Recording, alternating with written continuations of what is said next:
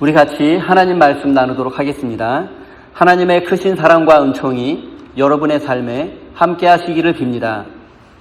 오늘은 나의 백성을 위로하여라 라는 제목으로 함께 하나님의 말씀을 나누겠습니다. 먼저 사진 하나, 그림 하나 보겠습니다. 영국의 화가 조지 프레데릭 와츠가 1886년에 그린 희망이라는 그림입니다. 희망, 호프. 지금 런던의 데이트 브라이튼 미술관에 소장되어 있습니다. 화가가 살던 19세기 말 영국은 산업혁명이 한참 진행 중이었고 이로 인해서 경제는 성장했지만 또 해가 지지 않는 제국을 만들 수는 있었지만 하지만 동시에 경제적 불평등이 심해져 서민들은 가난으로 고통받고 있었고 당시 영국의 기독교는 권력자들의 편이었으며 해가 지지 않는 제국을 정당화해주는 지배 이데올로기로 전락하고 말았습니다. 화가는 이런 상황에서 호프, 희망이라는 그림을 그렸습니다. 이 프레데릭 와츠가 그린 이 희망이라는 그림이 이게 이 한 점이 아니라 이렇게 4점, 3개가 더 있는데 똑같이 희망이라는 이름으로 그림을 그렸습니다. 그런데 여러분 이 그림을 딱 보시면 알겠지만 이 작품 속에서 희망을 발견하기가 쉽지 않습니다. 그래서 당대의 비평가들의 혹평을 받기도 했습니다. 내용은 이렇습니다. 이게 무슨 희망이야? 이 그림 속에서 도대체 어디에 희망이 있다는 말이야? 이런 비평을 받았습니다.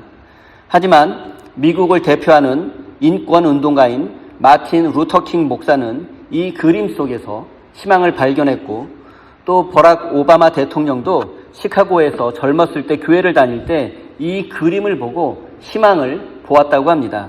그래서 오바마 대통령의 그 대통령 후보 연설 제목이 아마 Take Hope였던 걸로 제가 기억이 나는데 오바마 대통령은 이 그림에서 영감을 받아서 Hope, Take Hope라는 그런 말을 연설에 많이 사용했다고 합니다. 작품의 내용을 직관적으로 말씀드릴게요. 시력을 잃은 한 젊은 여인이 지구 위에 이렇게 동그란 게 좀 잘 보이지 않을 수도 있지만 동그란 지구 위에 위태롭게 앉아서 리라를 연주하고 있습니다. 기타같이 저 현악기죠. 리라를 연주하고 있는데 그런데 이 리라를 자세히 보면 줄이 모두 끊어져 있고 단 한 줄만 남아 있습니다. 그럼에도 시력을 잃은 여인은 그 마지막 한 줄로 연주하고 있고 그 소리에 귀를 기울이고 있습니다. 그런데 사람들이 이 그림에서 희망을 발견하고 위로를 받는 이유가 무엇일까요? 이 그림은 우리에게 괜찮아질 거야, 좋아질 거야, 다 잘 될 거야 라고 그렇게 말하지 않습니다.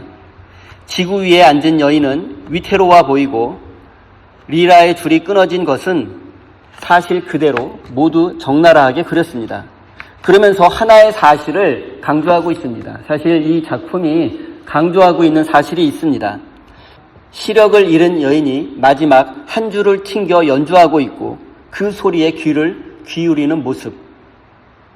저는 이 작품을 통해서 희망이 무엇인지 다시 한번 생각해 보게 되었습니다. 희망이란 상황이 좋아지는 것이 아니라 남은 한 줄에서 마지막 한 줄에서 나는 소리에 귀를 기울이는 것입니다. 2006년에 심리학자 제임스 코어는 한 가지 실험을 했습니다. 결혼한 여성들이 MRI, 자기 공명장치 안에 들어가 있고 MRI 사진을 찍는데 이때 MRI에 들어가기 전에 의사가 이렇게 이야기합니다. 전기 충격이 올 수 있고 그 전기 충격이 강하게 통증으로 다가올 수 있다라는 사실을 알려주었습니다. 그러자 여성의 뇌에서 위협을 처리하는 부분이 격렬하게 반응을 했다고 합니다. 심리적으로 불안하고 두렵고 고통을 느낀 거죠. 뇌가 먼저. 그런데 똑같은 상황에서 한 가지 조건만 바꾸어서 다시 실험을 해보았습니다. 그것은 남편이 옆에 앉아서 아내의 손을 잡아주게 한 것입니다. 그러자 결과가 달라졌습니다. 여성의 뇌에서 위협을 처리하는 부위가 진정되었습니다. 뇌에서 스트레스도 받지 않고 불안이나 두려움을 느끼지 않은 것입니다. 그러니까 여성이 위협을 느끼지 않고 안정된 것입니다. 이것은 달라진 것은 남편이 아내의 손을 곁에서 잡아준 것 뿐입니다. 이 실험이 우리에게 알려주는 것은 분명합니다. 위로는 설명이 아니라 관계입니다. 여러분, 인간은 사랑하는 사람이 곁에 있어주는 것만으로 위로와 소망을 얻을 수 있는 존재입니다. 하지만 성경은 참된 위로는 오직 하나님으로부터만 주어진다고 말씀합니다. 오늘 본문 말씀의 배경을 알아보겠습니다. 기원전 588년 바벨론 군대가 예루살렘 성을 포위했고 유다 사람들은 이집트의 파라오 군대가 와서 도와줄 것이라고 기대했습니다. 하지만 끝내 이집트 군대는 오지 않았고 희망은 사라졌습니다. 결국 다윗이 지은 다윗의 성은 무너지고 말았고 솔로몬이 지은 성전도 불에 타 무너져 내리고 말았습니다. 유다의 마지막 왕이었던 시드기야는 자신의 눈앞에서 아들들이 살해당하는 장면을 지켜볼 수밖에 없었고 자신은 두 눈이 뽑힌 채로 바벨론의 포로로 끌려가고 말았습니다.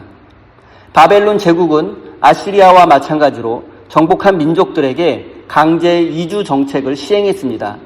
정복한 나라의 지도층과 기술자들을 다른 나라로 옮기고 그 자리에 또 그만큼 다른 민족을 이주시킵니다. 그러면 저항의 지도자들이 사라지게 되고 이제 반란의 싹스를 미리 잘라버리는 거죠. 또 남은 사람들은 여러 민족이 섞여 살게 되다 보니까 언어가 통하지 않게 됩니다.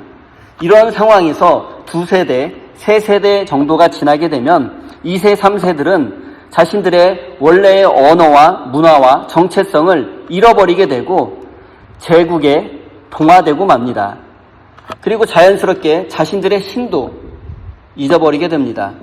이런 방식으로 고대 근동에서 수많은 나라와 민족들이 역사에서 사라지고 말았습니다. 고고학자들은 알-야후드 문서라고 불리는 점토판을 1970년에 발굴했습니다.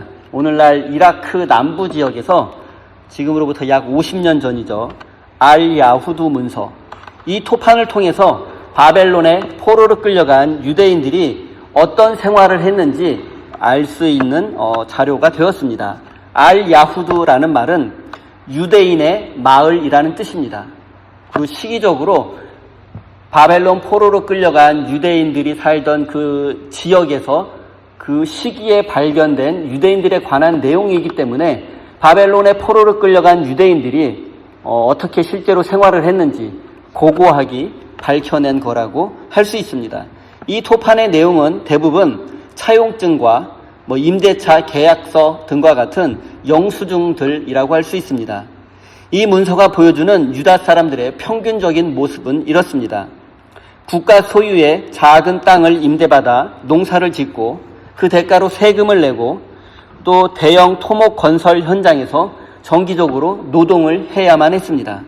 그리고 땅은 개인의 소유가 아니었기 때문에 언제든 국가가 환수할 수 있었습니다. 노예는 아니지만 또 그렇다고 자유민이라고도 할 수 없는 반노예 상태라고 할 수 있습니다. 이런 상태로 무려 50년이라는 시간이 흘렀습니다. 포로로 끌려온 1세대는 대부분 자연사하거나 70, 80이 넘는 노인이 되었고 바벨론에서 태어난 포로 2세들은 대부분 30, 40대가 되었고 또 포로 3세들은 10대, 20대의 젊은이가 되었습니다. 여기서 2세들이 주로 유대인 공동체의 지도자가 되었고 3세들은 유대인의 언어인 히브리어를 이제 전혀 할 수 없게 되었고 제국의 언어인 아람어를 사용하게 되었습니다. 그래서 2세, 3세들은 제국의 문화에 동화되었고 스스로 유대인이 아니라 스스로를 바벨론 사람이라고 생각하는 2세, 3세들이 많이 있었다고 합니다. 이런 상황에서 하나님의 백성, 곧 유대인이라는 정체성이 사라질 위기에 처하게 되었고 이 상태로 영원히 바벨론 제국에서 2등 시민으로 살아갈 수밖에 없었습니다. 여기서 최선은 이 상황에 잘 적응해서 사는 것이었고 그들에게 다른 희망은 없었습니다. 1절 말씀입니다. 너희는 위로하여라. 나의 백성을 위로하여라. 너희의 하나님께서 말씀하신다. 이사야 선지자는 하나님의 말씀을 선포합니다. 내 백성을 위로하여라.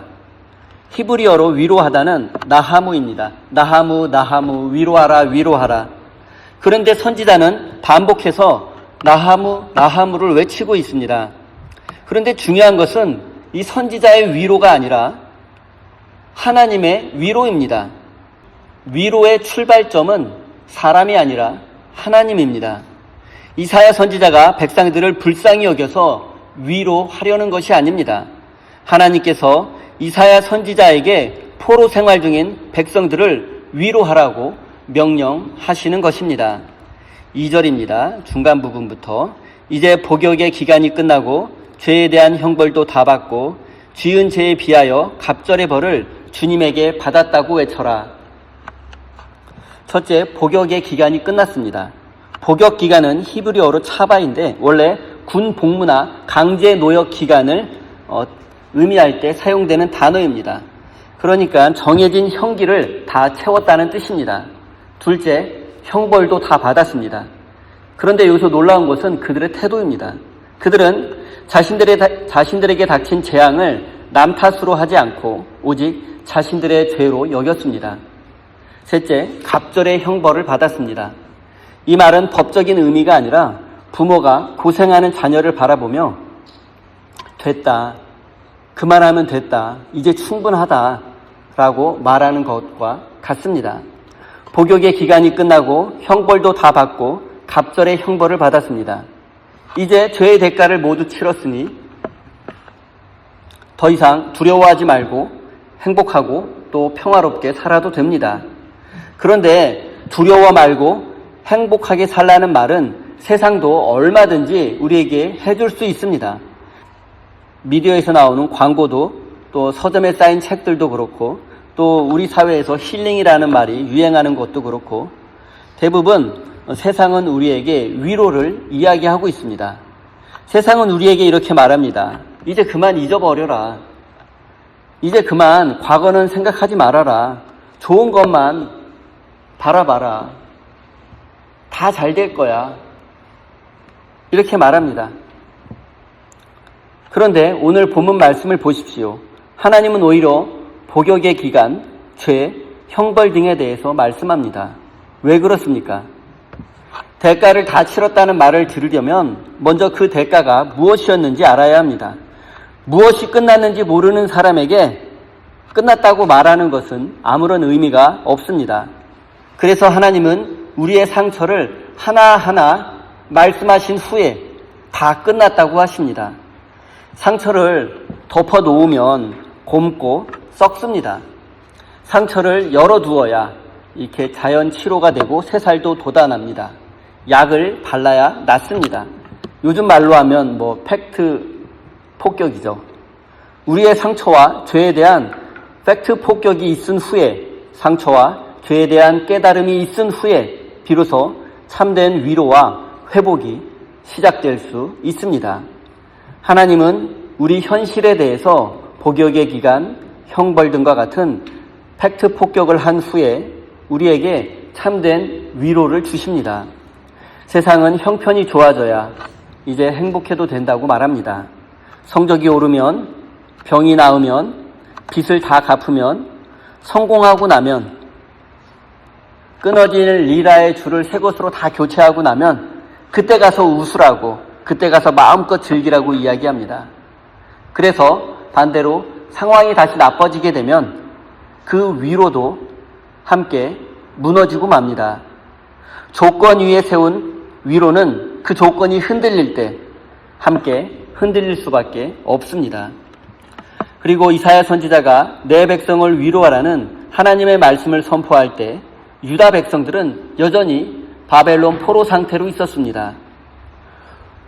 포로에서 해방을 선포할 고레스 황제는 아직 역사에 등장하지도 않았고 정치도 경제도 국제 정세도 변한 것이 하나도 없습니다. 현실은 아무것도 달라지지 않았습니다. 그런데 하나님은 이제 더 이상 두려워하지 말라고 말씀합니다. 내 백성을 위로하라고 말씀합니다. 하나님의 위로는 상황이 바뀌었기 때문이 아니라 상황이 바뀌기 전에 먼저 하나님이 결심하시는 것입니다. 상황은 그대로이지만 하나님이 이제 때가 됐으니 내가 내 백성을 위로하고 내 백성을 회복시켜야겠다. 하나님이 그런 마음을, 그런 결단을 하신 후에야 참된 위로가 시작됩니다. 여러분, 이것이 얼마나 중요한지 아시겠습니까? 여러분, 만약 하나님의 위로가 상황이 좋아진 다음에 오는 것이라면 그것은 세상의 위로와 조금도 다르지 않습니다. 그런데 하나님은 순서를 뒤집으십니다. 먼저 결심하시고 그 다음에 상황을 바꾸어 주십니다. 그런데 여기서 우리가 오해하지 말아야 할 것이 있습니다. 하나님이 먼저 결심하셨다면, 그렇다면 우리는 가만히 앉아서 손가락 빨고 기다리기만 하면 되는 것인가? 그렇지 않습니다. 오히려 그 반대입니다. 하나님은 우리를 위로하신 다음에 그 자리에 그대로 앉혀두지 않으십니다. 일으켜 세워서 우리를 보내십니다. 위로받은 사람에게 주어진 명령이 무엇입니까? 위로하여라 라는 말씀입니다. 내 백성을 위로하여라. 하나님께 먼저 위로를 받은 사람은 하나님의 사람들을 위로하는 사람이 되어야 합니다.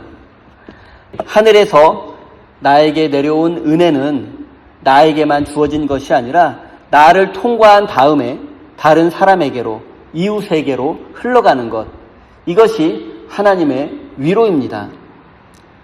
하나님이 이제 두려워 말고 행복하게 살라고 우리에게 말씀하시는 것은 나 혼자 행복하게 살라는 뜻이 아닙니다. 그런데 우리는 자꾸 위로받은 자리에 눌러 앉으려고만 합니다. 그런데 하나님의 위로는 받은 만큼 흘려보내지 않는다면 결국 변질되고 맙니다. 고인물이 썩는 것과 같습니다. 그리고 변질된 위로가 어떤 모습이 되는지 우리는 어렵지 않게 볼 수 있습니다. 위로가 상품이 되면 소비될 뿐 사람을 변화시키지 못합니다. 그래서 마음에 없는 말을 한 번 더 하게 되고 달콤한 말을 한 번 더 들으려고 애쓰고 채워지지 않으면 불안해합니다. 그리고 그 맛을 한번 보면 더 강한 것, 더 자극적인, 더 세속적인 것들을 요구하게 됩니다. 교회도 이런 유혹에서 자유롭지 못합니다. 교회가 이벤트와 프로그램으로 운영되고 설교자가 성도들에게 세속적인 위로만을 주려고 한다면 교회와 성도들은 심각한 영적인 질병에 걸릴 수밖에 없습니다. 이렇게 변질된 위로는 이웃과 세상을 변화시키지 못하고 자신과 자기 가족 그리고 자기 교회에만 집중하게 만들어버립니다. 그렇다면 내가 받은 위로가 하나님으로부터 온 것인지 아닌지는 쉽게 확인할 수 있습니다. 그것이 나를 편안한 자리에 눌러 앉게 하는 것인지 아니면 나를 누군가에게 보내려고 하는 것인지. 위로받고 은혜 받은 사람이 자기 자신에게만 집중한다면 일단 그것은 하나님의 위로라고 보기 어렵습니다. 그런데 위로받고 은혜 받고 회복된 사람이 자기 삶에 대한 집착을 떨쳐버리고 일어나서 하나님이 원하시는 곳으로 가고 위로가 필요한 곳을 찾아가고 그렇게 떠나는 사람이 된다면 그것은 말할 것 없이 하나님의 위로입니다. 여기까지 듣고 이렇게 생각하실 수도 있습니다. 좋은 말씀이다. 그런데 2500년 전 바벨론에 포로로 끌려간 사람들의 이야기 아닌가? 나는 포로도 아니고 성전이 무너진 것도 아니고 끌려간 적도 없는데 지금 내가 직장이 없는 것도 아니고 신분이 없는 것도 아니고 집이 없는 것도 아닌데 그렇게 나에게 위로가 필요한가? 하나님이 필요한가? 이런 생각 하실 수 있습니다. 하지만 그렇지 않습니다. 이 말씀은 우리를 향한 말씀입니다. 우리는 위로를 자꾸 남의 몫으로 미룹니다. 나보다 더 힘든 사람도 많은데 뭘 이 정도 가지고 엄살은, 이런 생각을 합니다. 그러면서 정작 자기 마음이 무너져 있는 것은 알지 못하거나 또 외면해 버리고 맙니다. 예배당에 들어오면서부터 표정 관리하는 사람들이 얼마나 많은지 모릅니다. 남들에게 힘들고 어려운 것을 들키고 싶지 않고 알리고 싶지 않고 혼자 해결하려고 성도들의 위로나 목사님의 위로, 하나님의 위로 뭐 이런 거 필요 없이 내 인생은 내 힘으로 살아내겠다. 아무리 힘들고 어려워도 내가 헤쳐나가겠다. 이런 마음을 굳게 다지면서 실제로 삶의 자리에서 너무 지치고 힘들지만 교회 문턱에 딱 들어서는 순간부터 활짝 웃으면서 힘들지 않은 척, 어려운 일이 없는 척, 외롭지 않은 척, 아프지 않은 척 표정 관리하고 예배당 안으로 들어오는 분이 얼마나 많은지 모릅니다. 위로가 필요하지만 위로받고 싶다고 말하지 못합니다. 그래서 겉으로 보기에 멀쩡한 사람이 더 위험한 상황일 수도 있습니다. 제가 목사로 살면서 체험적으로 이게 체득한 거인 것 같아요. 겉으로 보기에 아무 일 없이 다 잘 되고 정말 남 부러울 것 없이 행복해 보이는 분들도 조금만 깊이 이야기 나눠보면 아프지 않은 곳이 없어요. 상처도 많고 외로움도 깊고 힘든 일이 많지만 자존심이 강한 거죠. 약해 보이고 싶지 않은 거죠. 내가 약한 모습 보이면 남들이 나를 우습게 볼 것 같고 무시당할 것 같고 뭐 이런 자존심 때문에 아무리 힘들어도 혼자 참고 견디는 그런 약간은 어리석은 분이 얼마나 많은지 모릅니다. 우리가 사는 세상을 한번 생각해 보십시오. 사람들은 그 어느 때보다 촘촘히 연결되어 있고 또 동시에 어느 때보다 외롭습니다. 쉬지 않고 자기를 증명해야 하고 잠시라도 멈추면 뒤처질까 두렵습니다. 일이 잘 풀리고 성공하면 우쭐해지고 반대인 경우에는 움츠려들고 또 자신을 미워하게 됩니다.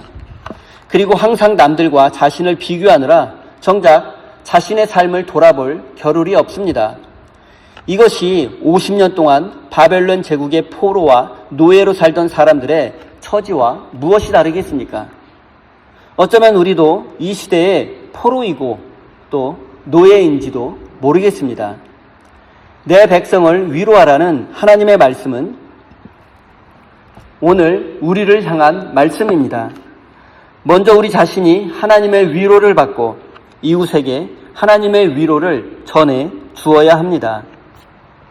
무엇보다 중요한 것은 바로 내가 이 시대에 하나님의 위로가 필요한 사람이라는 사실을 깨닫는 것입니다.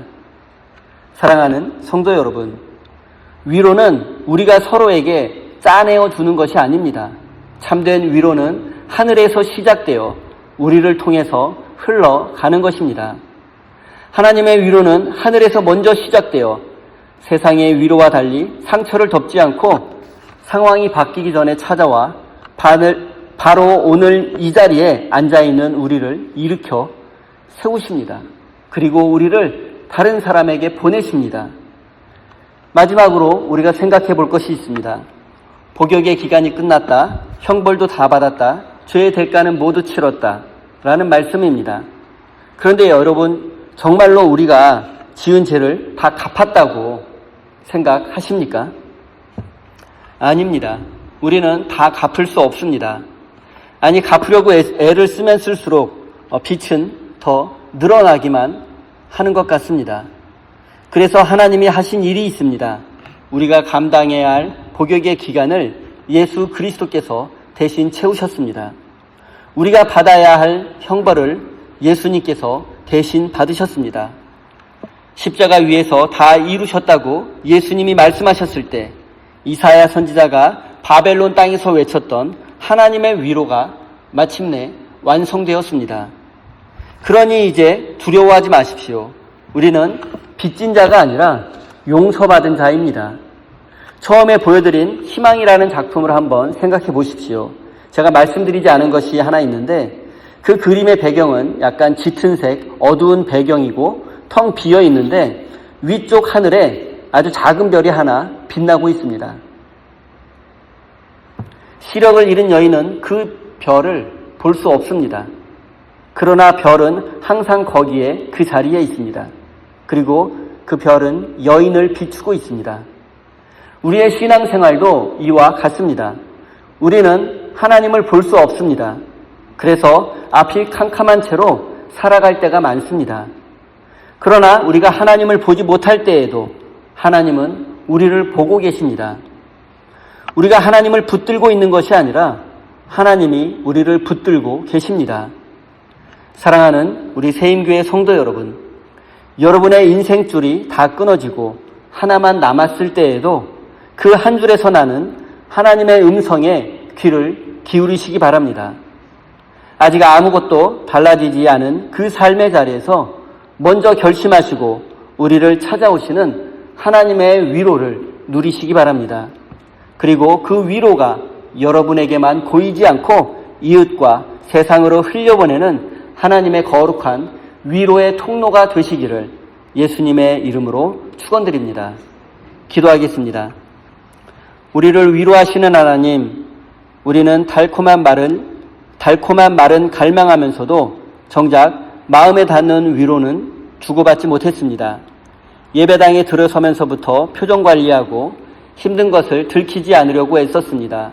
남과 비교하느라 주님께서 주신 나의 삶을 살아볼 겨를이 없었습니다. 이 시대의 포로로 살아온 우리를 불쌍히 여겨 주십시오. 하나님, 오늘 이 자리에 마음이 무너진 자들이 있습니다. 오래된 병을 안고 있는 이들, 인간관계로 고통 속에 있는 이들, 앞이 보이지 않는 이민의 삶 속에서 두려워 떠는 이들이 있습니다. 주님, 그들의 마음에 말씀해 주십시오. 이제 복역의 기간이 끝났다. 그만하면 되었다라고 주님 말씀하여 주시고 위로하여 주십시오. 십자가에서 다 이루신 주님, 우리가 빚진 자가 아니라 용서받은 자임을 잊지 않게 해 주십시오. 아직 아무것도 달라지지 않았음에도 먼저 결심하시고 우리를 찾아오시는 주님을 신뢰하게 해 주십시오. 그리고 우리가 받은 위로가 우리 안에 고이지 않게 하시고 이웃과 세상으로 흘러가게 해 주십시오. 사랑의 하나님, 우리가 가진 것 가운데 우리의 손으로 만든 것은 하나도 없음을 고백합니다. 재능도 건강도 실력과 의지마저도 모두 주님께서 우리에게 주신 것들입니다. 이제 감사의 마음을 담아 소중한 예물을 올려드립니다. 이 예물을 통하여 우리의 삶 전체가 주님의 것임을 다시 한번 고백합니다. 이 예물이 위로가 필요한 자리에 쓰이게 해주십시오.